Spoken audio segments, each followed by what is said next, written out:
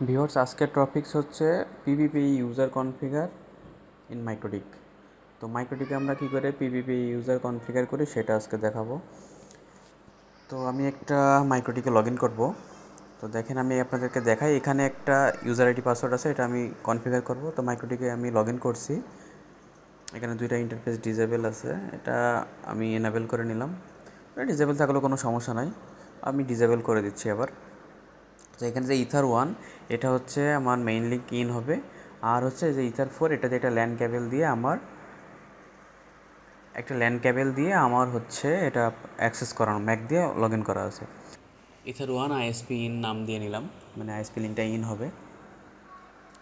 এরপর যে কাজটা সেটা হচ্ছে আমার একটা পিভিপি সার্ভার কনফিগার করতে হবে, পিভিপি ক্লায়েন্ট কনফিগার করব। তো এখানে ক্লায়েন্টের ডিমান্ড হচ্ছে দুইটা, একটা হচ্ছে আদার্স পোর্টগুলোতে সে রাউটার বা পিসিতে ইউজ করবে ওই কেবল কানেকশান দিয়ে।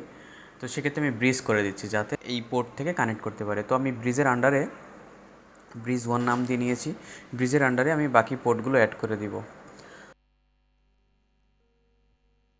তো এখানে আরেকটা বিষয় বলে রাখি, যেহেতু ইথার 4 দিয়ে আমার ইথার কেবল কানেকশন দেওয়া, তো ইথার 4 আমি যদি অ্যাড করি তাহলে আমার হচ্ছে একটু ডিসকানেক্ট করে দিতে পারে আমাকে।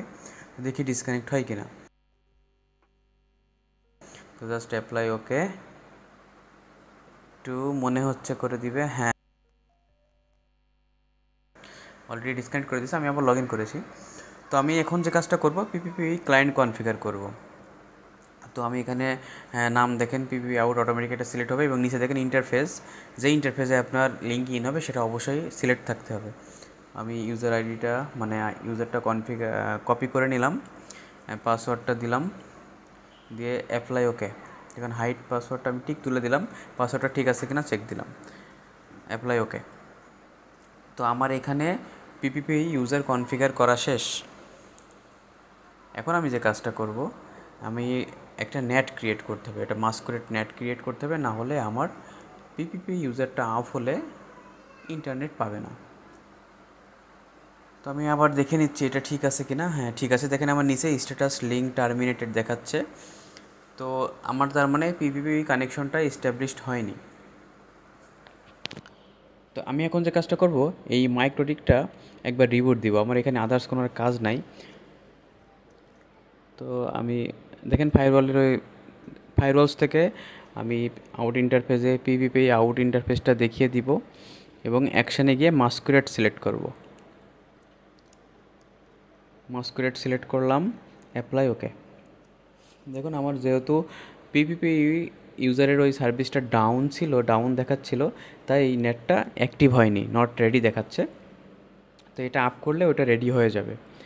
তো আমি আবার ইউজার নেম পাসওয়ার্ডটা দেখে নিলাম। তো আমার লিঙ্ক স্ট্যাটাসটা টার্মিনেটেড দেখাচ্ছে। তো আমি রাউটারটা রিবুট করেছি। এখন আমি আবার লগ ইন করবো রাউটারে। আচ্ছা, লগ ইন করছি আমি। এর ফাঁকে একটা এর আগে নাম চেঞ্জ করে নিয়েছিলাম, যেটা পিপিপি আউট দেখাচ্ছিলো ওটা আমি পিপিপি ওই ইন লিখে নিয়েছি। তো আমি রাউটটা চেক করলাম, আমার ডিফল্ট আউট ডাইনামিক্যালি পেয়ে গেছে। তো আমি দেখব যে আমার এই রাউটারটাতে ইন্টারনেটটা আসছে কি না। তো আমি পাবলিক ডিএনএসটা চেক করব। তো আমি পিং 8.8.8.8, হ্যাঁ দেখেন আমি ইন্টার দিলাম, আমার পিং পাচ্ছি। তার মানে আমার এই রাউটারটাতে আমি এই ব্রিজ ইন্টারফেসের উপরে একটা /24 আইপি ডিক্লেয়ার করেছিলাম। পোর্টগুলো থেকে যে পিসি বা রাউটার কানেক্ট হবে সেটাতে স্ট্যাটিক আইপি বসিয়ে দিলে ইন্টারনেট অ্যাক্সেসেবল হবে। করা হয়েছে 3 নম্বর পোর্ট থেকে একটা পিসি কানেক্ট করা হয়েছে, ওই পিসিতে অলরেডি ইন্টারনেট যাচ্ছে। আমি এর ব্রিজ থেকে 4 নম্বর পোর্টটা আপনার হচ্ছে রিমুভ করে দিয়েছিলাম, পরে এখন আবার অ্যাড করে দিচ্ছি। তো এইটাই আমার এতটুকু কাজ।